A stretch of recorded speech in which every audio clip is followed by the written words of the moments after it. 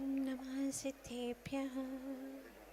ॐ नमः सिद्धेभ्यः। जय श्री ओम नमः सिद्धेभ्यः।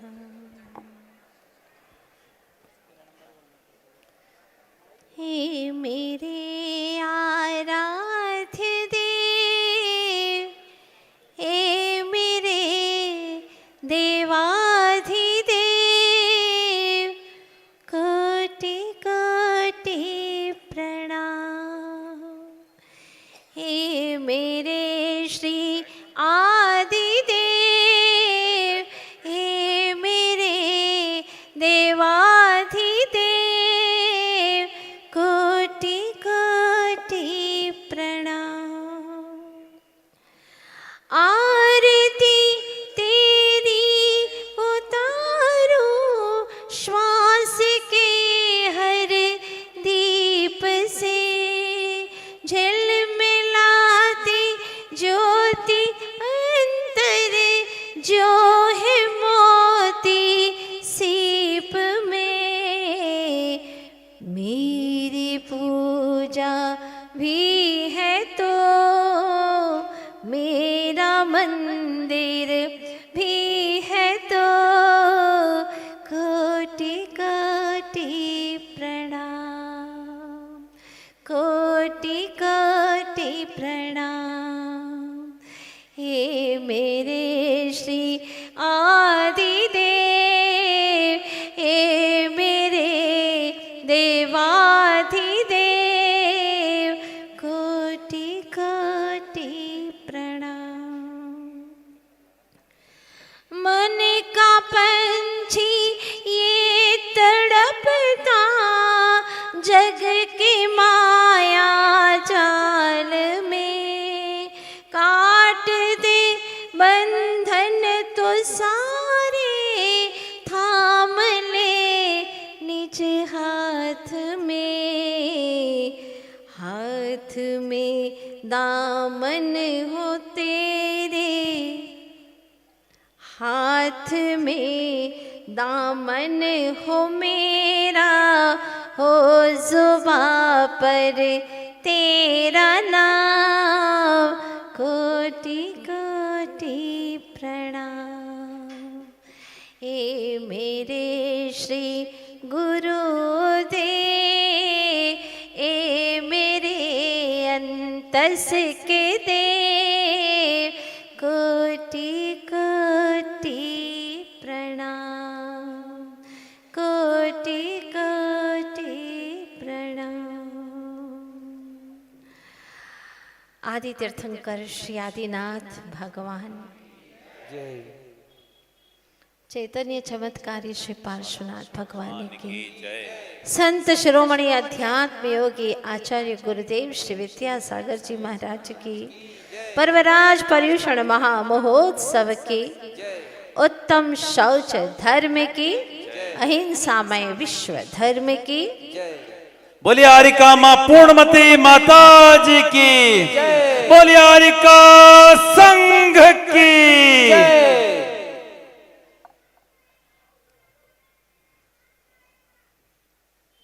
पर पदार्थों ने मुझे आज तक सुखी नहीं किया, एक पल के लिए भी सुखी नहीं किया। मुझे आशाएं दी, मुझे संतप्त किया, मुझे आकुल व्याकुल कर दिया, लेकिन पर पदार्थों की चाहत ने मुझे पल भर भी सुख नहीं दिया और कभी मिल भी नहीं सकता। आज प्रातः काल में प्रभु के द्वार पर जब बैठी तो प्रभु से कहा, प्रभु मुझे अपनी शुचिता समझाओ ना।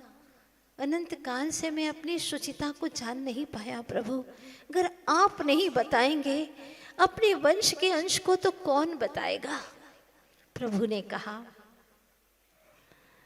आत्मलाभ होने पर कोई लोभ नहीं होता, आत्म लाभ होने पर कोई लोभ नहीं होता, तभी भलाई किस्म तेरी सही समझ पाता। जब तुझे आत्म लाभ होगा, जब तू अपने आप को आत्मा समझेगा, अपनी आत्मा का तुझे भान होगा, तो फिर तुझे कहीं पर भी मेरा है, ये मेरा है, ये मेरा है, ये मिथ्या भान, ये मिथ्या मान्यता उसी क्षण से तेरी खत्म हो जाएगी। वो शुभ घड़ी कब आएगी, वो पावन घड़ी कब आएगी तेरे जीवन की, जब तुझे अंतर से ये भासेगा कि एक परमाणु मात्र, एक भी परद्रव्य न तेरा था चेतन, न आज है न कभी होगा। ये तुझे अंतरंग से समझ में आ जाएगा। तो ऐसा ही मानेगा, फिर वैसा ही जानेगा और फिर वैसा ही अनुभवेगा। वैसा पहले मानेगा तो मान, जैसे एक पिता अपने पुत्र को समझाता है, ऐसे हमारे परम पिता हमें समझा रहे हैं।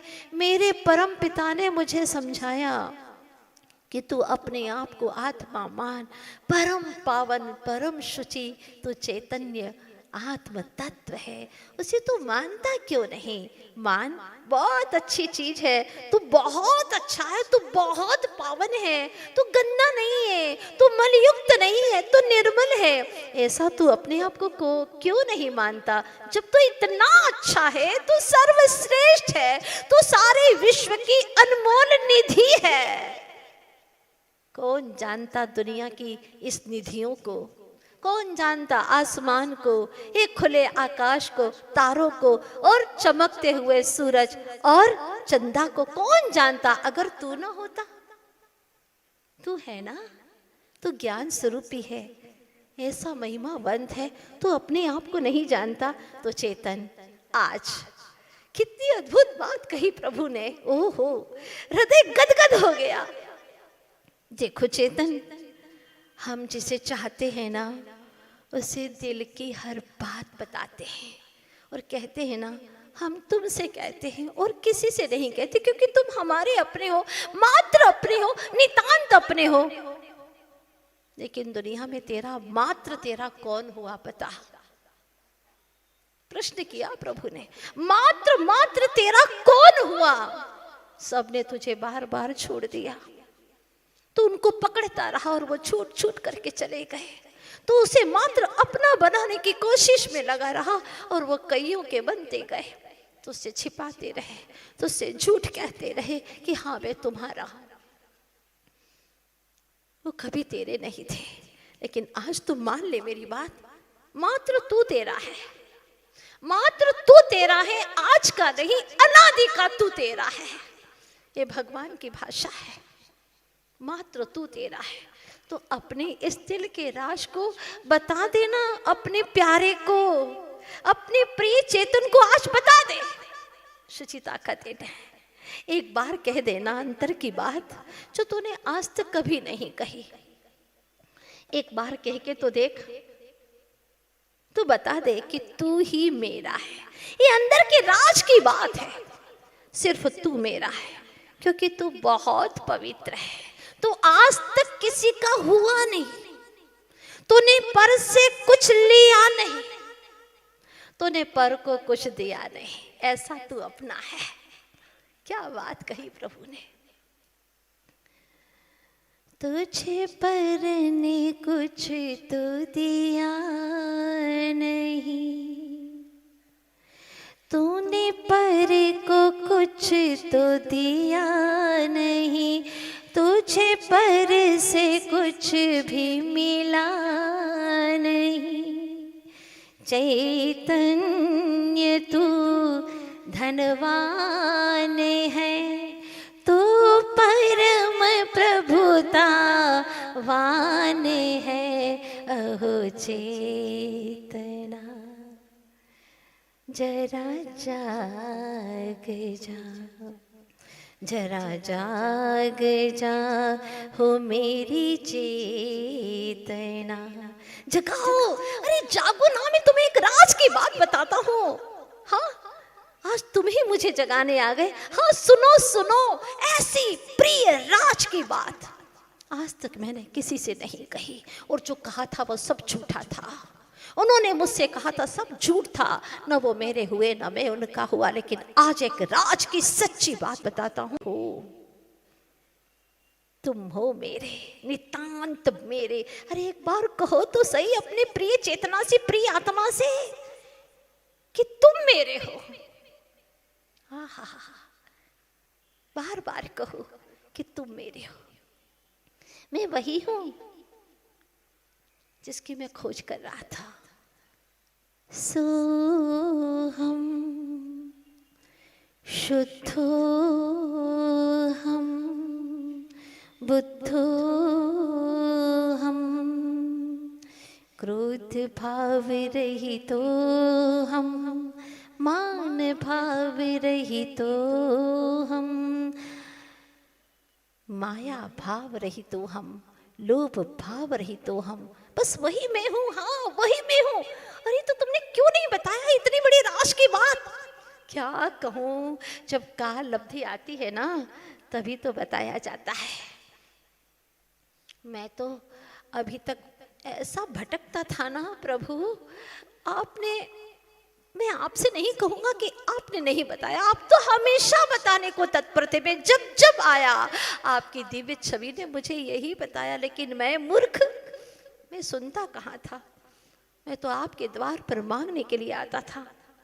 आपने जो छोड़ दिया मन समझ करके, घर धन दौलत ऐश्वर्य रूप सौंदर्य, मल समझ करके आपने सब छोड़ दिया, और उस मल के पिटारे को मैं मांगने के लिए आया आपके द्वार पर कि मुझे ये मल दे दो। आपने जो छोड़ा है वो मल मुझे दे दो।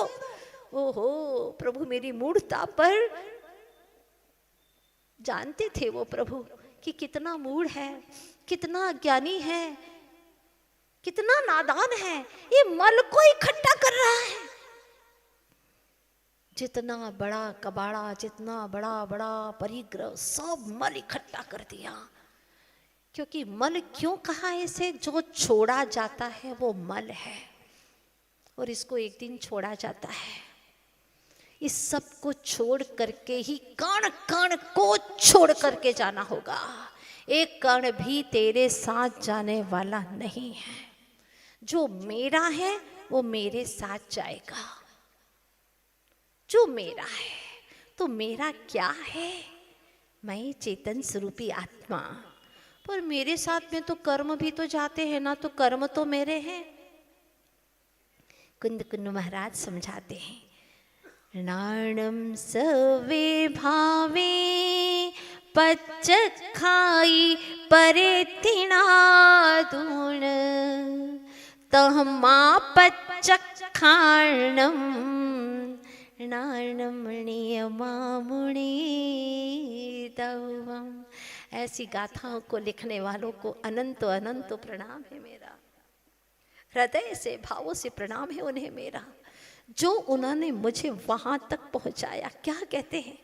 जो भाव कर्म जनित है, कर्म के माध्यम से उत्पन्न हो रहे हैं, वो राग द्वेष आदि भाव भले आत्मा कर रहा, आत्मा के अस्तित्व में है, में हो रहे हैं, लेकिन फिर भी वो तेरे नहीं है। जैसे कि पानी में ही कीचड़ उत्पन्न हो रहा है, पानी में ही काई है, फिर भी हम काई को हटा करके ही तो पानी पीते हैं ना। उसी प्रकार से आत्मा के अस्तित्व में ही राग द्वेष हो रहा है। कोई जड़ वस्तुएं राग नहीं करती है। पेंसिल है, बहुत अच्छी है, क्या प्यारी पेंसिल है, क्या कलर है, फाइन कलर है, तुम कहते रहो, राग करते रहो, पेंसिल को कोई राग नहीं है। राग जीव को है, चेतन को है, और यह कर्म के निमित्त से राग करता है। इसीलिए कर्माधीन दशा है, कर्म जड़ है, कर्म पौद्गलिक है। इसलिए राग भी शुद्ध निश्चय नय से तेरा स्वभाव नहीं है, चेतन नहीं है। तेरा तो सिर्फ वही है जो सदा तेरा है, जो कभी बदला नहीं और आगे भी कभी बदलने वाला नहीं है। वो कौन है? वो तू है, ज्ञायक स्वरूपी आत्मा। सोचो ना चेतन, जब बैंक से पैसे लेने जाते हो और तुम्हारे सामने किसी ने करोड़ रुपए जमा कराए हैं, क्या आप चाहोगे हमको तो उसी का पैसा दे दो? अरे मेरा भाई है वो दे दो। तुम्हारा भाई है तो क्या, तुम्हारे खाते में तुम्हारे नाम से जो होगा वो ही तुम्हें मिलेगा, दूसरे के नाम का तुम्हें मिलने वाला नहीं है, अधिकार नहीं है तुम्हारा। राशन कार्ड में अपने ही घर वालों का नाम लिखा होता है, भले ही अतिथि तुम्हारे यहाँ साल भर में 10 महीने रहे, लेकिन कार्ड में नाम तो अपने ही परिवार का लिखा जाता है। बस तेरे खाते में तेरा ही धन है, वही काम में आएगा, तेरे गुण हैं वही काम में आएंगे, तेरे जो भाव हैं वही काम में आएंगे। तेरे राशन कार्ड में तेरे गुणों का जो परिवार है उसी का नाम दर्ज होगा, और ये पुद्गल का नाम दर्ज होने वाला नहीं है, अध्यात्म का राशन कार्ड है चेतन, ध्यान रखना। तो एक बात प्रभु कहते हैं, जो अपना प्रिय होता है वह अगर तुम्हें कुछ देता है तो उस निशानी को कितना संभाल करके रखते हो। जैसे अंजना ने पवनन जी की निशानी कड़ी को बहुत संभाल करके रखा था, आप भी अपने प्रिय की निशानी को अच्छे से रखते हैं ना। तो प्रभु ने जो हमें समझ दी है, जो ज्ञान दिया है, उस निशानी को तू संभाल करके क्यों नहीं रखता चेतन? उसे क्यों छोड़ छोड़ देता है? यहाँ आता है रख लेता है, बाहर जाता है तो फिर छोड़ देता है, ऐसी नादानी क्यों करता है? वस्तुएं तो फिर भी मिट जाती हैं, छूट जाती हैं, लेकिन ये ज्ञान सदा तेरा सहाई है, सदा तेरा मीत है, इसीलिए तुझे इसे तो छोड़ना ही नहीं है। जब एक बार तुझे आत्म लाभ हो जाएगा तो फिर तुझे कभी भी उसको छोड़ने की आवश्यकता ही नहीं है। आत्म लाभ हो गया तो तुझे लोभ पैदा ही नहीं होगा। हाँ, ये बात तो निश्चित है, प्रभु कहते हैं कि पवित्रता और अपवित्रता ये दोनों अनादि से मिली हुई हैं। तू पवित्र है चेतन, और तेरे साथ में जो कर्म है वो अपवित्र हैं। ये दोनों कब से मिले हुए हैं? अनादि से मिले हुए हैं। जैसे कि दूध में पानी किसने मिलाया? बोलो, किसी ने मिलाया है क्या? गाय के माध्यम से आपको जो दूध मिला है उसमें पानी किसने मिलाया है? वैसे ही दूध है। जब आपने अग्नि पर रखा तो पानी सारा वाष्प बन गया, मतलब पानी था ना। बस स्वर्ण पाषाण जब खान से निकलता है तो उस स्वर्ण के अंदर पाषाण किसने मिलाया? वो ऐसा ही है। ठीक उसी प्रकार से आचार्य भगवान कहते हैं, पाषाणेषु यथा हेम दुग्ध मध्ये यथा घृतम तिल मध्ये यथा तैलम देह मध्ये यथा शिवः। उसी प्रकार से शरीर में भी तेरा शिव आत्मा विराजमान है। उसको अनुभव करने की कोशिश कर, पुरुषार्थ कर। और जिसमें यह चेतन आत्मा रहता है इस शरीर में, इस देह रूपी देवालय में, देहालय में जो तेरा देव विराजमान है, उस देहालय को तू अपना नहीं कह सकता, क्योंकि मंदिर भगवान नहीं है और भगवान मंदिर नहीं है। यही कहते हैं ना कि मंदिर में भगवान है। बस उसी तरह से इस देहालय के अंदर तेरा देव बसता है, जिसने अपने शरीर को और आत्मा को भिन्न जान लिया, पर जान लिया, वो परम हो गए हमारे प्रभु। उन्होंने हमारे गुरु, उन्होंने देह को पर मान लिया, फलतः वे रिद्धिधारी हो गए। जिसने काय को, देह को पर माना, वो काय बलि हो गए, काय बलि हो गए, परम हो गए। और तो और केवल ज्ञान को प्राप्त कर गए। तो जिस देह को पर माना उसका भी अनादर नहीं हुआ, उसको भी परम औदारी काया कह दिया। वाह! जो महान आत्माओं की संगति में जाता है, भले ही 9 मल द्वारों से भरी हुई देह भी क्यों न हो, वह भी ऐसे महान आत्माओं की, पवित्र आत्माओं की संगति में जाती है तो वह भी परम औदारिक देह की संज्ञा को प्राप्त कर लेती है। लेकिन चेतन, तेरे भीतर में शुचिता का भाव नहीं आया, तू अपने पावन स्वरूप को जानता ही नहीं, इसीलिए दूसरे के भी देह को तू अच्छा मानता है, अपनी देह को अच्छा मानता है, अपनी रूप सौंदर्य को अच्छा मानता है, तो दूसरे के देह को भी अच्छा मानता है। एक बात कहूँ, प्रभु कहते हैं, एक बात कहूँ, तूने अनंतों बार दूसरे की देह को छुआ? सोचो चेतनात्माओं, अनंतों बार पर देह को छुआ, छूने का राग किया कि मैं उसे छूऊं, क्या स्किन है इसकी, आहा कितनी सॉफ्ट है उसकी स्किन, छू लो इसे। किसे छू रहे हो? एक बार प्रभु की बात सुन करके छूना कि तुम मल को छू रहे हो, मल के पिटारे को छू रहे हो, और इतना राग कर रहे हो तुम, उसी में ही तुम बेभान हो रहे हो। क्या हो गया चेतन, क्या हो गया तुझे, इतना अनर्थ कर रहा है, और उसी को छू करके अपने आप को मानता, आहा मजा आ गया, आज तो खूब मजा आ गया। तेरा अंदर का सुख है वो जाम हो गया, कहाँ बाहर का मजा, जाम हो गया भीतर में, आनंद नहीं आ रहा।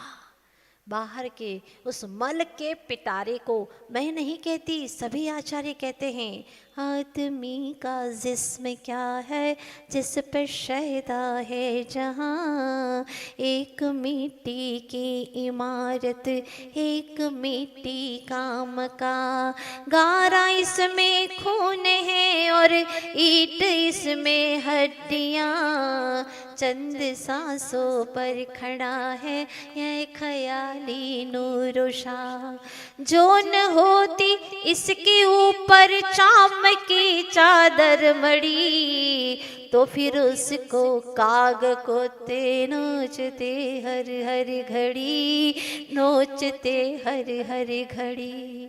ये सत्य का दर्शन करा रहे हैं, ये सत्य का दर्शन है, ये वास्तविक सत्य है, जो जिस रूप को छूने के लिए पागल हो रहा है, कब छुएंगे, कब होगा ब्याह, कब होगा तो तबाह।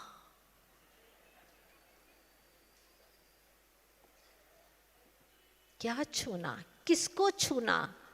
कुंद कुंद भगवान की शरण में आओ। क्या कहते हैं कुंद कुंद स्वामी? अरस मरूवम गंधम औपत्तम चेदना गुणमसतम जाने अलिंग गहनम जीव मणि तिठ संठाणो। क्या बात कहते हैं, आहा, धन्य भाग्य हमारे जो उनकी गाथा श्रवण करने का सौभाग्य प्राप्त हुआ हमें। अंतर की बात कौन सुनाता है? दुनिया के लोग दुनिया की बातें सुनाते हैं, पंचेंद्र के विषय भोगों की ओर खींचते हैं। अहो चेतन, बाहर में भटकने के अनेकों आकर्षण हैं, लेकिन भीतर में आने का तो कोई एकाध सदगुरु मिलेगा जो तुझे अंतर की ओर खींच करके लाएगा कि बेटा मत भटक, हे चेतन मत भटक, वहां पर तो भटकन ही भटकन है, आ जा तू अंतर में। अहो भाग्य है, सौभाग्य है हमारा। जागो ना ओ मेरी आत्मा, तुम भी हो पावन परमात्मा, हे आनंद स्वरूपी आत्मा, अनुभवो अपनी शुद्धात्मा। तुम में ही सद्ज्ञान है, तुम में ही शिव धाम है, निरीखो निज को तुम्हें लगेगा मुझ में ही भगवान है। तुम ही स्वयं परिपूर्ण आत्मा, अनुभवो अपनी शुद्धात्मा, जागो नाओ मेरी आत्मा, अनुभवो अपनी शुद्धात्मा। अब कुंद कुंद महाराज कहते हैं, सदगृहस्थ होना कोई बात नहीं, अपने ग्रह को मेंटेन कब करोगे? क्या कहते हैं प्रभु? अपने ग्रह को मेंटेन कब करोगे चेतन? बहुत बिखरा पड़ा है, बहुत बिखरा पड़ा है, बहुत गंदा पड़ा है तेरा चेतन ग्रह, बहुत मैला है।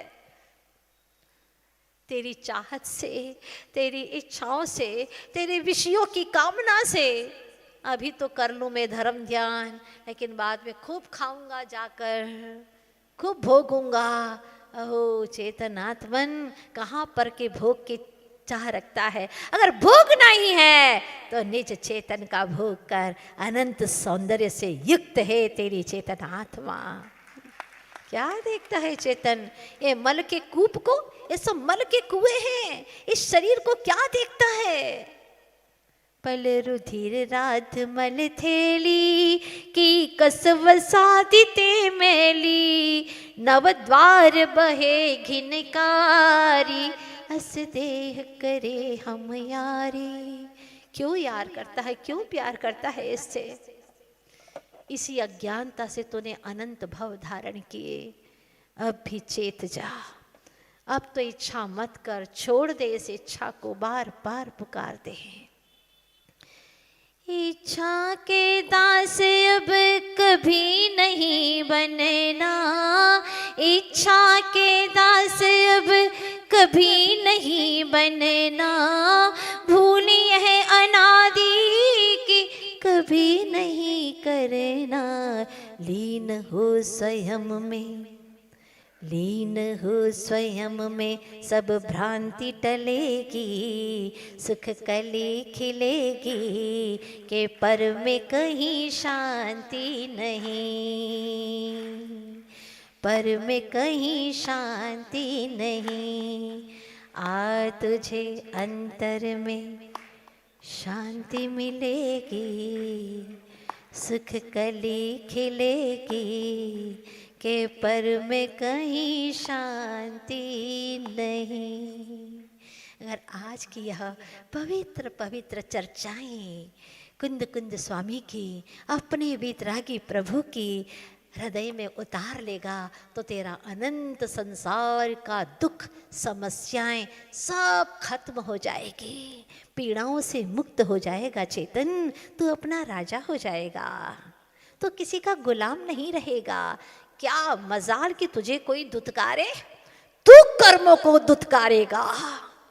क्या मजाल कि कोई तुझे कुछ सुना दे, तू उसको आत्मा की पवित्र वाणी सुनाएगा। एक बार तो अनुभव कर, एक बार तो तू अपने चेतन ग्रह में उतर, भीतर जा, अद्भुत आनंद है। आज तक इसको समझ ही नहीं पाया। किसकी कहानी कहूँ मैं? लोभ की कहानियाँ बहुत हैं, लेकिन आत्म लाभ की कहानी तो मेरी खुद की एक की ही है, जो मैंने अभी आप लोगों के बीच में रखी। आत्म लाभ की कहानी, ये लाभ यदि हो जाए तो फिर सारा लोभ ही खत्म हो जाए। शुचि ही भावम शोचम, जो शुचिता का भाव है, पवित्रता का भाव है। ये देह अपवित्र है, देह गंदी है, इसको नहलाना पड़ता है। और बताओ कितने जल से नहाओगे तो शुद्ध हो जाओगे? नहा करके आए, ब्रश करके आए, किसी के ऊपर थूक दो, गुस्सा करेगा। अरे नहीं गुस्सा मत करो, हम अभी कुल्ला करके आए। कुल्ला करके आए तो क्या हो गया? देह तो तेरी अशुचि है, कोई बर्दाश्त नहीं कर सकता। और ऐसे मल के पिटारे से तू अनंत अनंत काल से प्यार कर रहा है, और ऐसे ही मल के पिटारे को छूने के लिए तरसता है। तब कब तेरा ज्ञान धन बरसेगा तुझ पर और तू तरसना छोड़ देगा, तो मोहताज नहीं होगा किसी को छूने का। जब तक मोह का ताज पहना है तब तक मोहताज रहेगा जिस दिन आत्मा का स्वयं का अस्पर्शी का स्पर्श हो जाएगा। बस फिर तेरे बाहर में भी सारी लोभ प्रवृत्ति खत्म हो जाएगी। ऐसी उत्तम बात आचार्य भगवंतों ने कही है। तू उत्तम सोच का धनी है, क्यों लोभ कर रहा है? आज हम बाहर की दुनिया में देखते हैं, दुर्योधन की सत्ता में, दुर्योधन की जो सत्ता का लोभ है उसमें शकुनी की माया पल रही है, कैकेयी के लोभ में मंथरा की माया पल रही है, डॉक्टर लोभी हो रहे, बिना काम के ऑपरेशन बढ़ाए जा रहे हैं, व्यापारी मिलावट कर रहे हैं, अधिकारी भ्रष्टाचार किए जा रहे हैं, नेता लोभ के पीछे देश को बेचे जा रहे हैं, कुमारियां आग में झुलस रही हैं, विषय भोग की लोलुपी भ्रूण हत्याएं करवा रही हैं, घोटाले हो रहे हैं, मर्डर केस हो रहे हैं। ये सब के सब लोभ के पीछे, इच्छाओं के पीछे। और 3 प्रकार की इच्छाएं होती हैं, 3 प्रकार की ऐशना खास तौर पर होती हैं। पहली है वित्तेषणा, धन की इच्छा, जैसे तैसे कैसे भी आए, हाय पैसे आए। दूसरा है पुत्र ऐशना, परिवार वंश की वृद्धि हो। और तीसरा है लोकेशना, लोग मुझे अच्छा कहेंगे, लोग मुझे सब अच्छा कहें। अरे भाई, लोग तुझे क्या कहें ये छोड़ दे, लोग हमें क्या कहेंगे ये छोड़ दो। अब हम क्या करेंगे, आज से नई शुरुआत, ये आज से हम सोचेंगे। दुनिया के लिए बहुत जी लिया, ऐसे पवित्र जिन दर्शन को पा करके चेतन, ये भोगों की बातें शोभास्पद नहीं होती हैं। ये देह के साथ में संबंध रखना शोभास्पद नहीं है। जैसे पेंट के साथ में कोई टोपी लगाए तो अच्छा नहीं लगता, उसी प्रकार से देव दर्शन के साथ में दूरदर्शन भी शोभायमान मैच नहीं होता। आत्मा की पवित्रता के साथ में ये कषायों की, लोभ की, अशुचिता, ये इच्छाएं वो शोभास्पद नहीं हो रही, नहीं पाती हैं, शोभास्पद नहीं होती हैं। इसीलिए आज से तू एक बात तय कर ले कि लोभ करना नहीं है, करना ही है तो मुझे अपने आत्मानुभूति का लोभ करना है। प्रभु बहुत आनंद आया, बहुत आनंद आया, आपने जो हमें दिखाया, जो आपने स्वरूप दिखाया उसका अनुभव करके अद्भुत आनंद आया। अब फिर मन यही कहता है बस उसी का अनुभव करूं, वही चाहूं, वही करूं। तत्ब्रूया तत्प्राण प्रच्छे तदिच्छे तत्परो भवे, उसी के बारे में पूछूं, उसी की चर्चा करूं। जो हमारा प्रिय है उसी की चर्चा करने का मन होता है। तो प्रभु कहते हैं बस उसी को तू अपना प्रिय बना ले, जो प्रभु कहते हैं उनकी बात मान ले, अपनी अपनी मत चला, अपनी अपनी नहीं चलाओ, भगवन के अनुसार चलो। जिनवाणी माता जो कहती, जिन वच के अनुसार ढलो। अब अपनी अपनी अपने मन की मनमानी करना बंद कर दो और जो प्रभु कह रहे हैं उसे समझने का प्रयास करूं। आज एक बहुत छोटी सी बात आप लोगों के बीच में रखी है और अब लोभ करते करते अनंत काल बीत गए हैं। सुना था मैंने, मनुष्य जिसकी खोपड़ी में सिर्फ मांग भरी रहती है, मांग ही मांग, पुरुष की तो दिखाई नहीं देती है मांग, महिलाओं के बाहर से दिखाई देती है, लेकिन पुरुष की भी खोपड़ी के अंदर मांग भरी रहती है। इच्छाओं की मांग, चाहत की मांग बहुत खतरनाक है। बाहर की तो पानी से धुल जाती है, लेकिन भीतर की जो चाह की मांग है वह धुलती नहीं है। कैसे धोएंगे देखिएगा। वह व्यक्ति चैन से जिंदगी गुजार रहा था। एक दिन मित्र ने कहा, ये कि तेरी जिंदगी है क्या? हाँ, क्या जिंदगी है तेरी? कुछ तो है ही नहीं तेरे पास में, फकीर जैसा जी रहा है, 4 बीघा जमीन बस, और इसी में जिंदगी गुजारा है। देख मेरे पास में 200 एकड़ जमीन है, फैक्ट्री है मेरी, घर है बड़े बड़े, हाँ ये है कोई जिंदगी?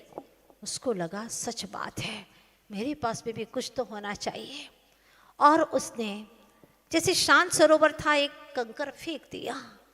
अब वह चंचल हो उठा, धन दौलत को पाने के लिए दिन रात पुरुषार्थ करता, भगवान के भी पास जाता तो वह वही मांगता, पूजन करता वही मांगता, विधान करता वही मांगता, जाप करता वही मांगता, दीप जलाता, न जाने क्या क्या करता। तो ये षड्यंत्र भीतर में अपनी आत्मा के साथ में धोखाधड़ी हो रही है। बाहर से धर्म की क्रियाएं हो रही हैं और भीतर में लोभ पल रहा है।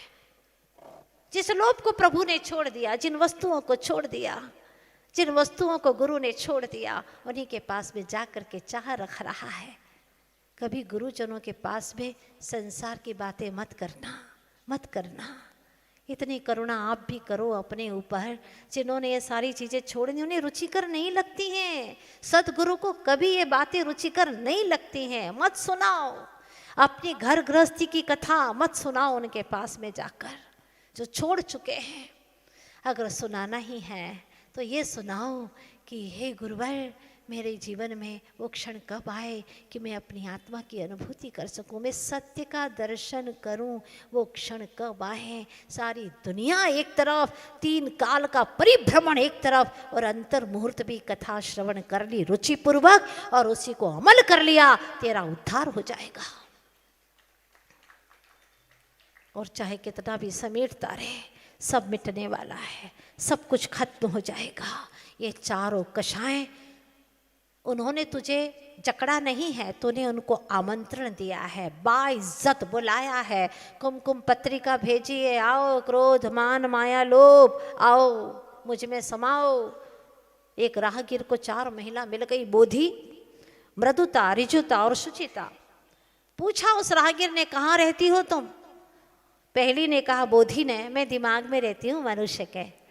दूसरी से पूछा, उसने कहा मैं मृदुता हूँ जी, मनुष्य की आंख में निवास करती हूँ। तीसरे से पूछा, तुम कौन हो? उसने कहा, जी मेरा नाम ऋजुता है और मैं मनुष्य के हृदय में निवास करती हूँ। चौथी से पूछा, तुम कहाँ रहती हो? शुचिता ने कहा कि मैं मनुष्य के पेट में रहती हूँ। अच्छा, बड़ा अच्छा लगा। आगे बढ़ा राहगीर तो उसे 4 व्यक्ति दिखाई दिए, बड़े ही खूंखार क्रूर भाव को लिए हुए। पूछा, भाई तुम्हारा नाम क्या है? एक ने कहा, मेरा नाम गुस्साराम है, ज़्यादा मत पूछो गुस्सा आ जाएगा। अच्छा। दूसरे से पूछा, तुम्हारा नाम क्या है? गुमान चंद नाम है मेरा। बड़े गुमान से बोल रहे हो तुम। तीसरे से पूछा, मेरा नाम तो दोघाई चंद है। अच्छा। और चौथे से पूछा, तुम्हारा नाम क्या है? लोभचंद नाम है। लोभचंद के लाभचंद? नहीं नहीं, लोभचंद नाम है मेरा। अच्छा, कहाँ रहते हो तुम? गुस्साराम ने कहा, मैं मनुष्य के दिमाग में रहता हूँ और दिमाग से उतरता हूँ, नीचे नीचे नाक तक आता हूँ। कोई अगर कह दे तो मैं कहता हूँ नाक में दम कर रखा है। तो वह कहता है, राहगीर, अरे कैसी बातें करते हो? मनुष्य के दिमाग में तो बोधि नाम की एक महिला रहती है और तुम कहते हो मैं रहता हूँ। अरे वो सब बेकार की बातें हैं। जब तक मैं रहता हूँ ना गुस्साराम, क्या मजाल की बोधि वहां आकर के रह जाए? वो रह ही नहीं सकती है। दूसरे गुमान चंद से पूछा, तुम कहाँ रहते हो? मैं मनुष्य के आंखों में निवास करता हूँ। अच्छा, पर वहां पर तो मैंने सुना था कि मृदुता निवास करती है। मृदुता? अरे मेरे आगे तो उसकी चलती ही नहीं है, बिल्कुल नहीं चल सकती। मैं रहता हूं तब तक वो फटक नहीं सकती वहां पर। जब तक मान है तब तक मृदुता आ नहीं सकती। तीसरे से पूछा, तुम कहाँ रहते हो? उसने कहा, मैं धोखा चंद हूँ और मैं मनुष्यों के हृदय में रहता हूँ। किसी को पता नहीं चलता, कानों कान पता नहीं चलता, अगले क्षण क्या षड्यंत्र रचने वाला हूँ, ऐसा काम है मेरा। लेकिन वहां पर तो ऋजुता निवास करती है। अरे साहब, कैसी बातें करते, मेरे रहते वो वहां पर एक पल ठहर नहीं सकती। फिर लोभचंद से पूछा, उसने कहा, मैं मनुष्य के पेट में निवास करता हूँ, लेकिन वहां पर तो शुचिता निवास करती है। मेरा पेट इतना बड़ा है, हाँ, मैं तो सारे पापों का बाप हूँ। बाप, लोभ पाप का बाप है। बहुत बड़ा पाप है, पेट है मेरा। जो मिले हजम करता जाता हूँ, जो मिले हजम करता। लाओ लाओ लाओ लाओ, और का कोई छोर ही नहीं है। कितना चाहिए? और बहुत सारा चाहिए। सारी दुनिया का मुझे मिल जाए फिर भी तृप्ति नहीं है। अंत में सब छोड़ करके जाएगा, एक भी कोड़ी लेकर के नहीं जाएगा। आपको मैंने पहले ही बता दिया है कि एक परमाणु मेरा नहीं, सिर्फ एक अकेला आत्मा जाएगा। लेकिन सब इकट्ठा कर रहा है, क्यों, किसके लिए, प्रश्न है, पता ही नहीं आज तक। लेकिन ये सब कुछ इकट्ठा कर रहे हैं, धोखाधड़ी कर रहे हैं। और आचार्य भगवान कहते हैं कि सफलता अगर मिल जाती है, और वो भी क्या, लोभ करता है सबसे पहले, तो लोभ करने के लिए फिर वह लोभ से माया करता है, और मायाचारी इससे अगर सफलता मिल जाती है तो उसको मान कषाय उत्पन्न हो जाती है, और मान पर ठेस लगती है तो उसको क्रोध आ जाता है। लोभ पकड़ में आता नहीं है। इसीलिए कहते हैं ना कि डॉक्टर जो भी लिखे, दवाई जो भी लिखता है वो तुम खरीद लो, इसीलिए कि दवा विक्रेता जी सके। जो भी डॉक्टर दवाई लिखता है वो आप खरीद लो, पहले तो ये कि वो डॉक्टर जी सके, है ना। फिर वह दवाई लेकर के आ जाओ, खरीद करके आ जाओ। क्यों, दवा विक्रेता जी सकेगा, लेकिन खाना मत, अगर जीना है तो तुम खाओगे नहीं, खाओगे तो जी ना पाओगे। क्या लोभ वृत्ति पल रही है, जैसे तैसे कैसे भी आए, हाय मुझे तो पैसे चाहिए। तो लोभी हमेशा अभाव में ही जीता है। जैसे कि 32 दांत में एक दांत टूट जाए तो जुबान बार बार वहीं जाती, अभाव खलता है। थोड़ी सी कमी हो तो वो और मिल जाए, वो और मिल जाए, रूप सौंदर्य मिल जाए, धन दौलत मिल जाए, परिवार अच्छा मिल जाए। अरे भाई, सब कर्मानुसार मिलता है, और कर्म भाव के अनुसार चलते हैं। इसलिए अपने सबसे मेन स्विच है अपने भाव। भाव को सुधार ले, सब सुधर जाएगा, और भाव बिगड़े तो सब बिगड़ जाएगा। भूले नहीं होंगे आप वह व्यक्ति जो अब धन की चाह में दिन रात जाप करता है, प्रभु के पास में जाता है, बैठता है, क्या करे, लाचार है लोभ से। एक दिन कहते हैं कि एक देव प्रसन्न होता है और कहता है, क्या चाहिए भाई, तेरी इस बैठक से मैं परेशान हो गया हूँ, बता क्या चाहिए तुझे। उसने कहा, बस ज़मीनें दे दो मुझे, तो बहुत सारी एकड़ ज़मीन दे दो। ठीक है, उसने कहा ज़मीनें ले ले, सवेरे सूरज उदित होगा, बस तब से तू जहाँ जहाँ तक दौड़ लगाएगा वो सारी ज़मीन तेरी, पूरा पश्चिम उत्तर दक्षिण में सारी ज़मीन तेरी, तेरे नाम पर। ठीक, बहुत अच्छा, खुश हो गया, भागने लगा। उसने कहा, रुको रुको, अंतिम बात सुन करके जाओ। महत्वपूर्ण बात यह है कि सांझ ढले, सूरज अस्ताचल की ओर जाए, इसके पहले तुम्हें घर लौट आना है,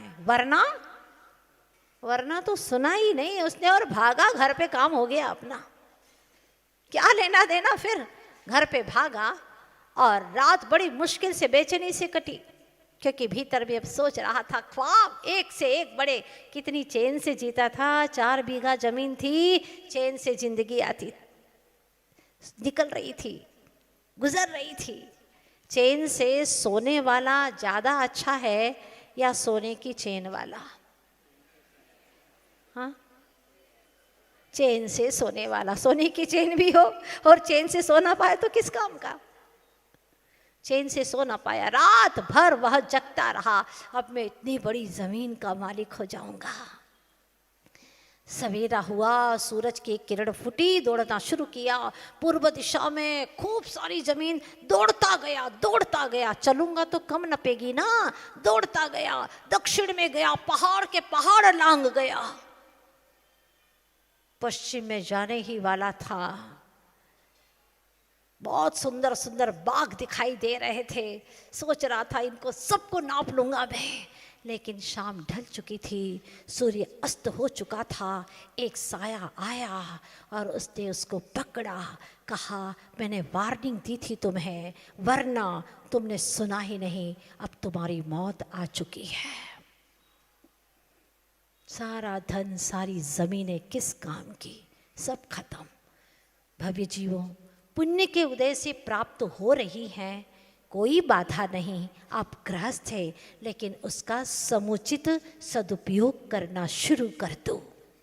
बाहर में ऐसा जीवन जियो।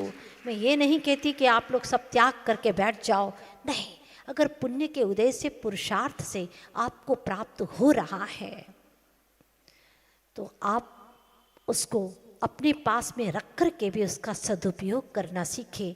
पर अंतर में ये निर्णय करके रखें, जैसे बहुत सारे घर पे तुम्हारे लोग आते हैं, अतिथि आते हैं और नौकर भी आते हैं, उन सबको देख कर के आपके मन में क्या भाव आता है?